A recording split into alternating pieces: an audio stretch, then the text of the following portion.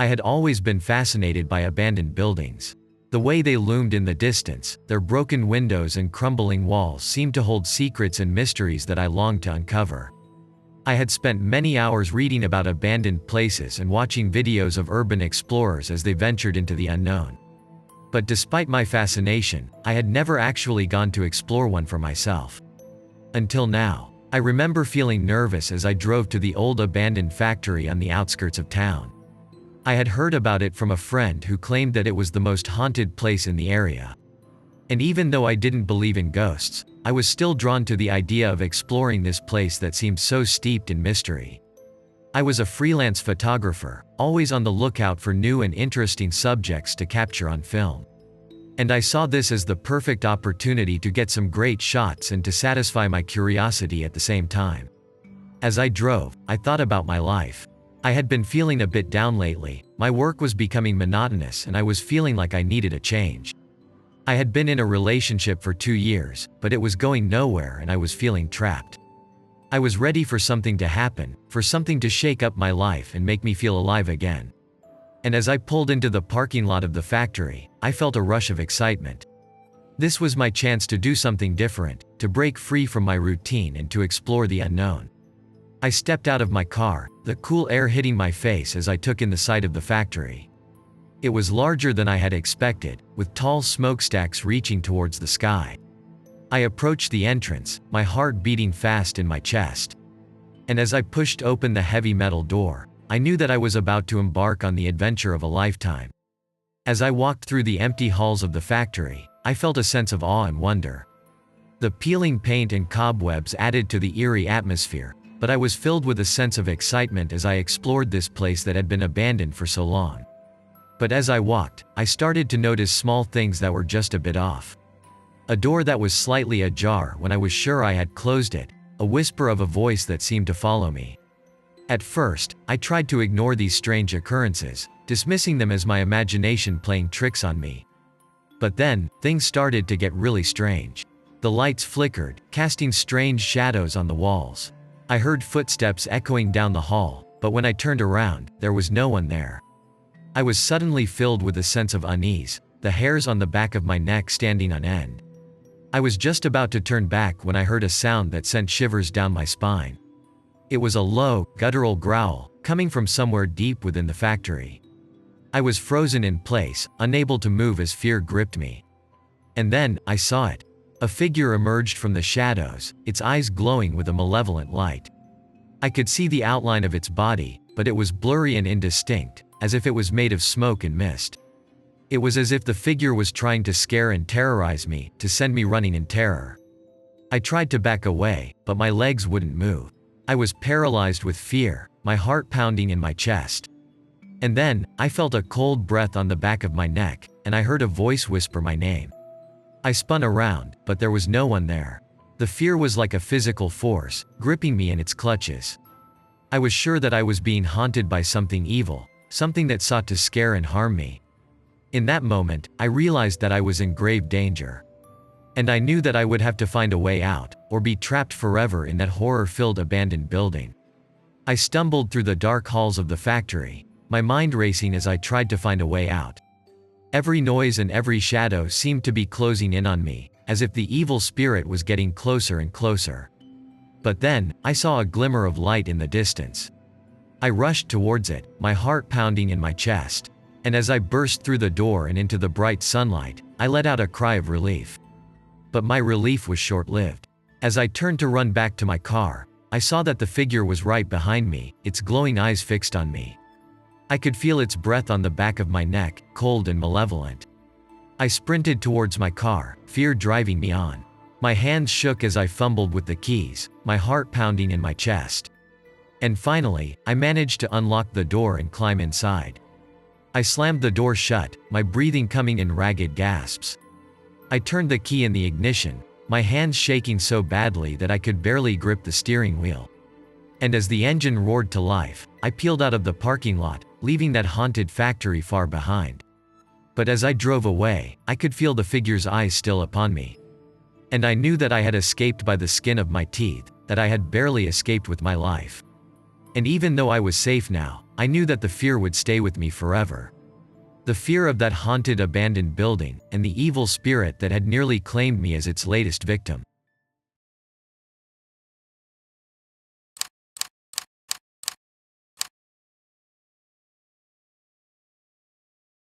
I had always been fascinated by abandoned buildings, the way they stood tall and proud despite being left to rot, a forgotten relic of the past. My best friend, Jack, shared the same interest, so when we heard about an old abandoned factory on the outskirts of town, we knew we had to explore it. We made our way to the building, our hearts pounding with excitement and a hint of nervousness. The building was even more imposing in person, towering over us like a monster. But we were determined to see what was inside. As we stepped through the entrance, the musty smell of decay hit us. Dust and cobwebs covered every surface, and the sound of our footsteps echoed through the empty halls. But as we ventured further into the factory, we began to notice strange things. Machines that should have been rusted and still were in perfect condition. Tools that were neatly arranged as if waiting to be used again. As we turned a corner, we were confronted with a scene that made our blood run cold. In the center of the room stood a massive machine, the likes of which we had never seen before. And surrounding it were strange symbols and markings scrawled onto the walls and floor. We were in the process of examining these symbols when we heard a low growl. The sound seemed to come from all around us, and we were suddenly filled with a sense of dread. We quickly turned to leave, but as we reached the door, we found it was locked. We frantically searched for another way out, but all the windows were too high to reach and the walls were too solid to break through. Just when we thought all hope was lost, Jack spotted a small crawl space in the corner of the room. We made our way to the crawl space, our hearts pounding in our chest. But as we started to enter, we heard the growl again, louder this time. We looked back to see the monster, a hulking figure with long arms that reached out to grab us. We didn't hesitate. Jack went first, crawling as fast as he could, while I followed close behind. The monster was quick, but we were faster. As we emerged from the crawl space, we stumbled into the sunlight, gasping for air. We turned to look back at the factory, but it was gone. In its place was an empty lot, overgrown with weeds and grass. We looked at each other in shock and disbelief, but we didn't stop to think about it for long. We took off running, not stopping until we were safely back at Jack's car. We never spoke of that day again, but I know it will haunt me for the rest of my life. The memory of the monster and the strange factory will always be with me, a reminder of the horrors that lurk in the shadows.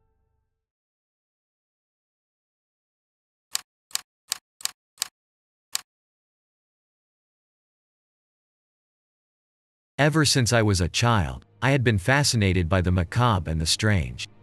So when I heard that the abandoned mental hospital on the outskirts of town was going to be demolished, I knew I had to go and see it for myself. The hospital had been closed for decades, its patients either transferred to other facilities or simply forgotten about. And it was said that the spirits of those who had suffered within its walls still roamed its halls. I spent months researching the hospital, reading articles and old records to learn about its history. I learned that it had been built in the late 1800s and had been a place of suffering and torment for generations of patients. But despite its dark past, I was drawn to it, curious to see what secrets it might hold. Finally, the day came when I decided to explore the hospital. I woke up early, my heart racing with excitement, and set out on the long drive to the outskirts of town. As I drove, I thought about all the stories I had heard and all the things I had read. I was both scared and exhilarated, unsure of what I might find. When I arrived at the hospital, I was struck by how quiet it was. The only sound was the chirping of crickets and the rustling of leaves in the wind. The building was large and imposing, its walls covered in ivy and its windows boarded up. I took a deep breath, steeling myself for what lay ahead, and stepped inside. At first, everything seemed normal. The lobby was dusty and musty, but otherwise uneventful. But as I started to explore the hospital, I felt a sense of unease settle over me. The air was thick and still, and there was a strange feeling of stillness that seemed to permeate the halls. I continued my exploration, making my way deeper into the hospital. And then, I heard it. A low growl, coming from down the hall. At first, I thought it was just my imagination, but then I heard it again, this time more clearly. And that's when the first real fear set in. As the growl echoed through the halls, I felt my heart rate increase and a cold sweat break out on my forehead. I took a few hesitant steps down the hall, straining my ears to hear any other sounds. And then, I felt it. Something touching me on the back of my neck. I spun around, but there was nothing there. Just empty halls and dark rooms. But I couldn't shake the feeling that I was being watched, that something was following me. I started to walk faster, my eyes darting back and forth as I tried to find a way out. And then, I saw it. A figure, lurking in the shadows. It was tall and thin, with glowing eyes and long, razor-sharp claws. I tried to scream, but my voice was stuck in my throat. I stumbled back, tripping over a pile of debris and hitting my head on the wall. When I woke up, I was in a dark room, my hands and feet bound. I couldn't see anything, but I could feel the presence of something in the room with me. I struggled against my bonds, trying to break free, but it was no use. I was trapped. The next few hours were a blur of fear and terror. I thought for sure that I was going to die in that place, that I would never make it out alive. But then, just when I thought all was lost, I heard a faint whisper in my ear. It was a voice I recognized, a voice from my past. And that's when I realized that this was not just a haunted building, but a place of true evil, where the dead and the living were intertwined. With renewed determination, I struggled against my bonds with all my might. I had to get out of this place, no matter what. And then, just when I was about to give up, I felt the ropes loosen. I quickly untied myself and stumbled to my feet. I didn't know how much time I had, but I knew I had to get out of there. I started to run, dodging obstacles and pushing through doors. I could hear the growls and snarls getting closer, but I didn't stop. I just ran and ran, until I finally saw the small window on the side of the room. As I made my way over to the window, I could feel the monster's cold breath on the back of my neck. I could hear its snarls getting closer and closer, until I was sure it was right behind me. I reached for the window and started to climb out, just as the monster reached out with its long hands. I was frantic, my heart racing. I could feel the monster's hands just inches away from me, but I was able to scramble out of reach.